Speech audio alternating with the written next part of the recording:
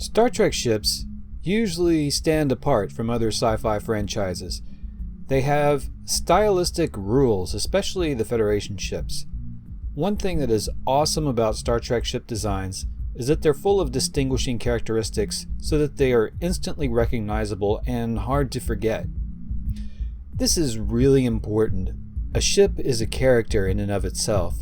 In Star Trek, and to a smaller extent Star Wars, along with many other sci-fi franchises, the ship represents the sum total of the main character's adventures. It is the foundation upon which their family thrives. This is why some fans go bananas when you get the technicalities of a ship wrong. So far, we've seen the size of the Enterprise arbitrarily changed by Abrams in the Star Trek 2009 movies. We've seen departures from the original Enterprise in Discovery without any explanation whatsoever, at least not like the kind we saw in the motion picture, where the refit version seems to be the topic of at least a third of the movie. Also, Star Trek ships in particular are designed so that the parts have some kind of function. What you do is make a list of items that are included in most Star Trek ships and you design from there. These are warp engines, the bridge, impulse engines, a main hull. Even better if you think about the shield grid, the sensors, navigational deflector, and an engineering section that is often separate from the section where the crew lives. But what fans are expecting out of a ship that would be Picard's home for the better part of a season would be something, well, a little more Star Trek. Clearly the La Sirena is not a Starfleet ship. It may not even be a Federation ship.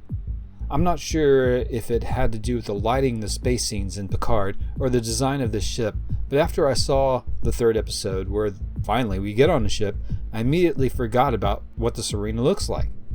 And that's a problem. What kind of ship is La Sirena? Well, I believe it's a light transport.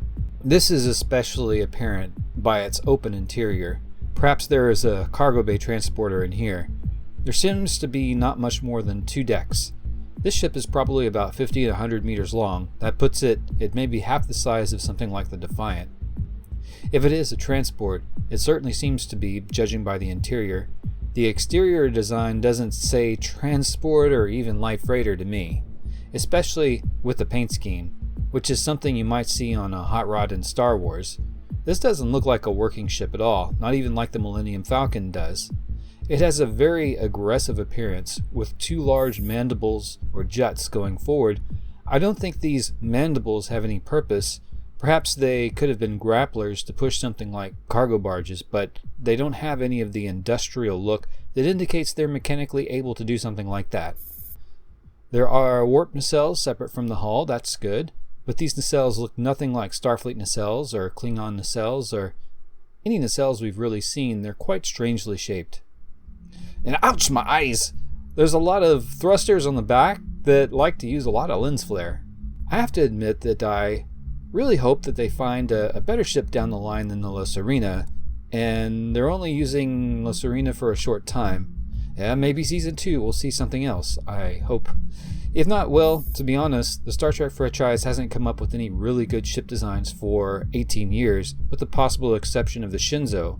There's been no ships that are distinctly Star Trek out of Discovery. Sorry, the Klingon designs, although cool, they don't look Klingon, and they don't really even look Star Trek either.